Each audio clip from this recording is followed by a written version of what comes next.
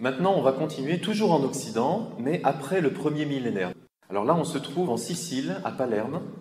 C'est une des mosaïques de la chapelle palatine, qui est du XIIe siècle. Alors, pareil, vous avez plusieurs scènes en une. Les trois anges, tiens, ce sont des anges maintenant. C'est la première fois ils ont des ailes. Avant, il n'y avait pas d'ailes. Mais là, il y a des ailes. Trois anges qui sont identiques, sauf que l'auréole qui est différente pour celui du centre, qui lui regarde les spectateurs, l'air de dire « Est-ce que tu as remarqué que je n'ai pas la même auréole que les autres ?» Et puis la gestuelle est différente. Ils ont un bâton aussi, tiens, c'est pas dans le texte ça aussi. Vous voyez, petit à petit, on rajoute des choses.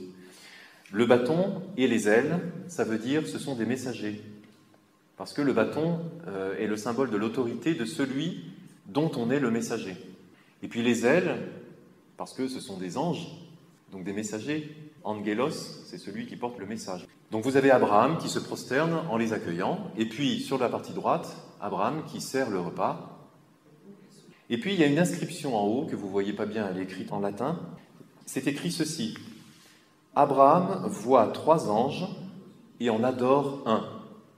C'est inspiré d'un texte de saint Ambroise que je vais vous lire. Dévoué à Dieu dans la fidélité, zélé à le servir et prompt à agir, Abraham excella dans son zèle à recevoir ses hôtes, la Trinité en image. En accueillant trois et en adorant un, il unit l'hospitalité au service divin. Et en préservant la différence des personnes, il s'adressa toutefois à l'un d'eux en l'appelant Seigneur, en rendant aux trois un unique honneur et en signifiant une unique puissance. En effet, ce n'est pas la doctrine, mais la grâce qui parlait en lui. Et celui qui n'avait pas été instruit croyait mieux que nous qui l'avons été. En effet, personne n'avait falsifié l'image de la vérité. Et bien qu'il en vît trois, il rendit honneur à leur unité. Il apporta 3 mesures de farine, mais n'offrit qu'un veau, convaincu qu'une seule offrande était suffisante comme don pour les trois. Un animal offert en sacrifice pour implorer la grâce des trois. Vous voyez qu'il a bien médité ce texte de Genèse 18 et il joue beaucoup là-dessus. Il en voit 3 et il en adore un. La représentation suivante, toujours en Sicile, dans la cathédrale de Montréal. Alors, on voit l'ange central qui n'a pas de bâton. Alors, il faut avoir de bons yeux pour voir ça. À la place du bâton, il tient un rouleau. Vous savez, les livres, autrefois, c'était des rouleaux. Dans la main gauche, il tient un rouleau. Vous voyez cette espèce de petit rectangle blanc, là? Le rouleau, c'est donc l'écriture. Donc, en fait, c'est lui qui est le Seigneur. C'est le Christ, le Verbe. Il tient le rouleau. Et puis la table est devenue semi-circulaire.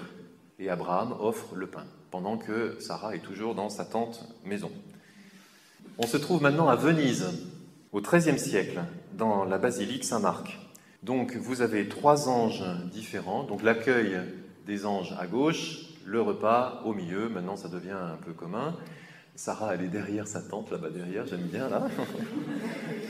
Les 3 anges, on va s'approcher un petit peu des personnages du centre. Voilà, ils sont tout à fait identiques. Même les gestes sont les mêmes, les gestes de la main, vous voyez ? Là, on est typiquement dans une représentation avec une interprétation de type trinitaire. Il n'y a pas de mise en valeur de l'un par rapport à l'autre. L'ange de droite se tourne vers les autres, quand même, pour montrer sans doute l'unité des 3. Alors, maintenant, on va passer en Orient.